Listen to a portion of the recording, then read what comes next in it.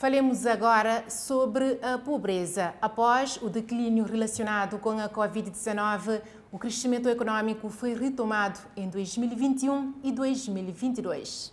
Estimativas do INE, divulgadas nesta segunda-feira, indicam que houve uma redução da pobreza em 28,1%. Em reação a estes dados, o Ministro do Estado da Família, Inclusão e Desenvolvimento Social afirmou que os valores ainda estão longe dos níveis alcançados em 2015. A taxa da pobreza em Cabo Verde ainda continua alta, pelo que ainda há necessidade de continuar a trabalhar para melhorar as condições das famílias em situação de pobreza, avançou o Ministro da Família, Inclusão e Desenvolvimento Social. A pobreza começa a estar baixa. Está, nesse momento, a volta de 28,1%, mas 28,1% é, de longe, mais baixo do valor que não tinha em 2015, que era de 31%. Então, quer dizer, mano, tem que continuar esse trabalho.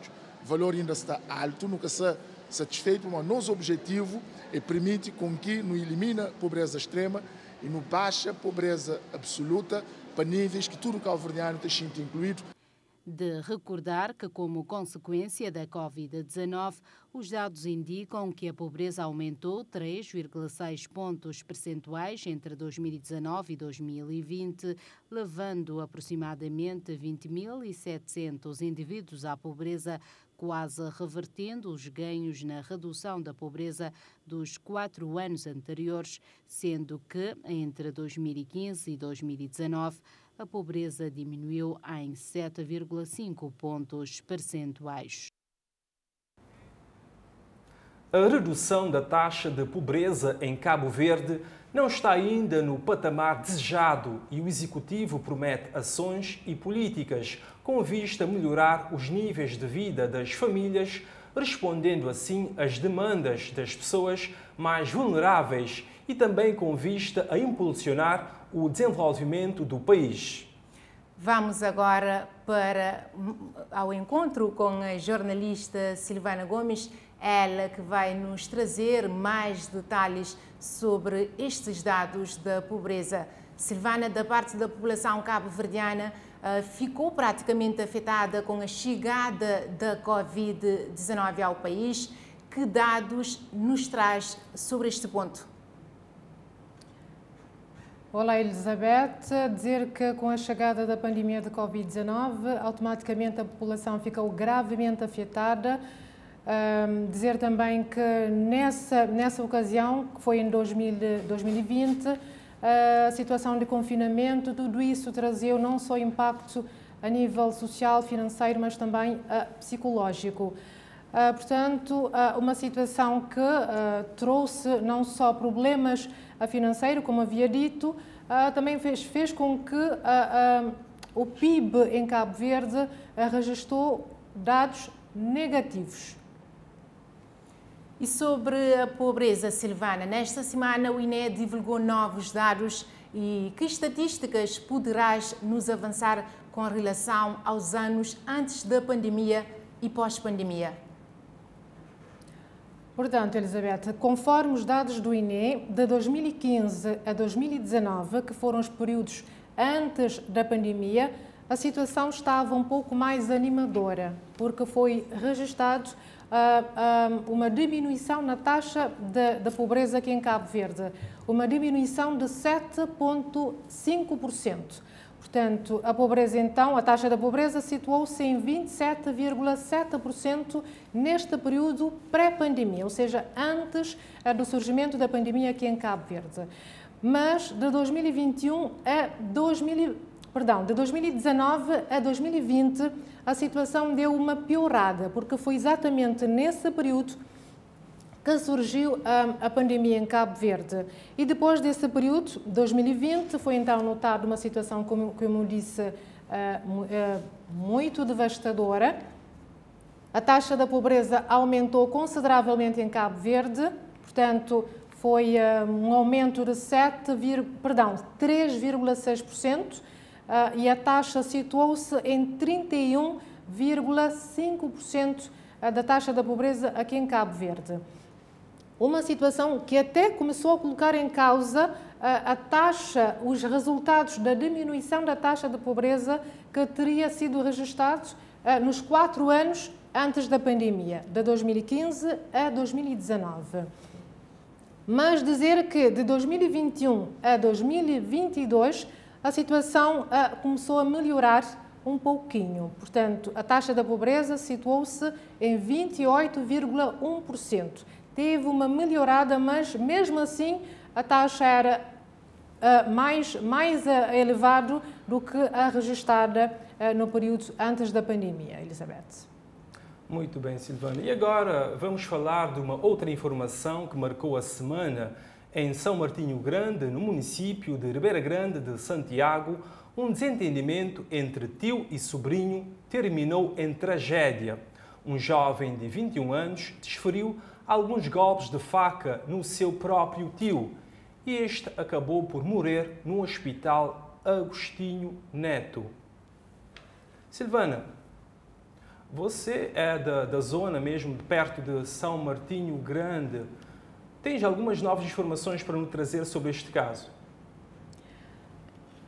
Tirando todas as informações que foram avançadas, inclusive no nosso meio, portanto, teve uma pessoa da localidade onde aconteceu toda a tragédia que avançou que no dia que aconteceu o caso, o suposto homicida teria então tido um desentendimento com outra pessoa no mesmo bairro, mas numa localidade diferente. Muito bem, Silvana. Vamos ver a peça e vais retomar com a sua análise. Um homem na casa dos 40 anos não resistiu aos ferimentos causados por uma faca que lhe foi desferido pelo seu próprio sobrinho e acabou por morrer no Hospital Central da Praia. O caso ocorreu na localidade de São Martinho Grande no domingo por volta das 22 horas. A vítima veio a falecer no hospital com ferimentos no pescoço e no braço. E tive um conflito com um jovem lá mais frente, não tive que ter gel. Não tomou a própria arma que tinha na mão, que tinha faca na mão, consegui tomar a faca. Depois eu tive que ir em casa, eu empanho a tua arma. No momento, não estava sentado a falar com ele. Não sabia em casa, mas sabia em casa e ele vem para outro caminho. Vem para outro caminho, quando ainda chega na onde que entra na minha casa, ele só está falando, mas um jovem, me mata o moço. Me mata o moço, me canta da corda também. Antes de tio já sangue está sanguado, e no momento que está difícil, pegar que não consegui pôr na cara no hospital. Segundo informações dos familiares, há muito que os dois vinham tendo desentendimentos, mas desconhecem os motivos e lamentam a tragédia. No entanto, este nosso entrevistado, que testemunhou parte da confusão, disse que o suposto autor do crime aparentava estar sob efeito de droga. Ele manda você que usa álcool, que usa droga. Eu moro rapaz, está saindo direito. Se o que usa álcool, que usa droga, está fora, ele está que desentende, ele vai se usar alguém mais. A mim, ele é um jovem que sempre anda para beber coisa, não na guerra, não está de tudo comigo. Mas é excesso de álcool com droga que sabem nele, que sabem diretamente nele, assim. Neste momento, o suposto autor do crime encontra-se a monte e a polícia, segundo os familiares, já esteve no local a apurar os factos e as investigações prosseguem. O clima entre os familiares, amigos e vizinhos é de tristeza, ao mesmo tempo inconformados com a tragédia.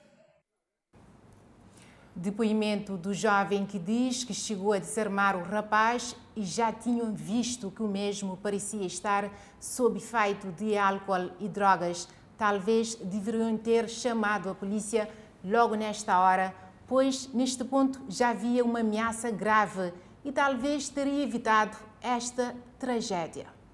Pois é, Elizabeth. É preciso estar sempre alerta para essas situações. E quando há uma ameaça iminente, não podemos esperar que aconteça o pior. Outra coisa é chamar a atenção para o aumento do consumo de álcool e drogas no país. Precisamos estar atentos, pois o consumo destas substâncias coloca em risco a saúde e até vidas, como já vimos nesta matéria. Silvana, volto a chamar a Silvana de novo, ela que estava a trazer-nos novas informações sobre este caso. A Silvana falou com uma moradora, com um cidadão daquela zona do São Martinho Grande. Silvana, a morte desse familiar é uma briga entre famílias que acabou tendo um fim trágico. Um sobrinho acaba por matar o seu próprio tio devido a desentendimentos. E não é um caso novo. Segundo ouvimos nas peças, eles já estavam a desentender já faz algum tempo. Pois é, Adalberto, como estava a dizer, esse suposto homicida, no dia da tragédia, no dia que desentendeu com esse tio, tinha tido desentendimento com uma outra pessoa, num outro bairro dessa localidade, e ameaçou, inclusive, com uma arma branca, ferir essa outra pessoa, mas as pessoas que estavam ali juntas tentaram apaziguar e desarmaram esse suposto homicida, mas a confusão não acabou ali. Ele então dirigiu-se à localidade, no bairro onde vive a vítima. Foi ali então que teve desentendimento com esse tio, que acabou então tendo um fim trágico. Portanto, a informação é que o jovem suposto homicida estava muito agitado. Dizem que ele inclusive usa, não é, substâncias ilícitas, portanto, e tudo isso acabou nessa tragédia. Silvana, um caso que já está sob a alçada da polícia e, inclusive, já há medidas de coação aplicadas no primeiro interrogatório no Tribunal da Praia. Pois é, Elizabeth. O indivíduo, depois de cometer o crime, tinha colocado em fuga, mas 2 dias depois, ele foi se apresentar na esquadra da polícia em Achada de Santo António. Portanto, está neste momento a aguardar o julgamento em prisão preventiva. E passemos agora, Silvana, para análise de um outro caso mediático. Trata-se do caso de homicídio entre 2 menores na zona de Jamaica, na cidade da Praia. Esta semana, a Record TV teve informações que ainda não há uma data para o julgamento do adolescente de 13 anos que continua no Centro Orlando Pantera. Entretanto, Silvana, que informações o diretor do Centro Socioeducativo Orlando Pantera passou sobre esse caso? Portanto, Elizabeth, o diretor desse centro, avançou que neste momento o adolescente está ainda nesse processo de adequação interna, de interação interna. Inclusive disse que ele está a apresentar um bom processo de socialização. Por enquanto, está nessa fase de socialização, do atendimento psicológico, de todo esse processo dentro do Centro Orlando Pantera. Silvana, a violência entre as crianças é uma situação que mostra a necessidade de dar uma atenção especial à saúde mental das crianças, e não só. Exato, Adalberto. Muitas vezes as crianças apresentam sinais, por isso é que nós, os adultos, devemos estar atentos aos sinais que as crianças emitem, porque normalmente há psicólogos, inclusive que dizem que as crianças costumam comunicar através de comportamentos, através de ações. E no caso da criança de 13 anos, da zona de Jamaica, não é? Que tirou a vida de um outro menor de 7 anos, inclusive vizinhos dizem que essa criança havia apresentar algumas características, alguns comportamentos agressivos. Portanto, se os pais, ou o familiar, ou o vizinho dessem uma atenção a esse sinal, talvez, quem sabe, ajudar essa criança, entender o que se passa com essa criança, não é? Apoiá-lo psicologicamente, talvez iria evitar a tragédia que ocorreu. Inclusive, há relatos que essa criança de 13 anos havia anteriormente agredido uma outra criança do mesmo bairro, do bairro da Jamaica. Pois, Silvana, um ponto que os pais, a sociedade, as escolas devem ter atenção e estar também em alerta com relação aos sinais que as crianças apresentam no dia a dia. O adolescente de 13 anos, na altura do homicídio, após a tragédia, dirigiu-se à polícia para se entregar voluntariamente, um caso que também continua sob investigação e a Record TV vai continuar certamente a acompanhar. Para já, o pai da criança de 7 anos que faleceu pede justiça. Silvana, daqui a pouco vamos retomar um outro caso para análise e saímos para um curto intervalo e voltamos dentro de instantes. Está bem.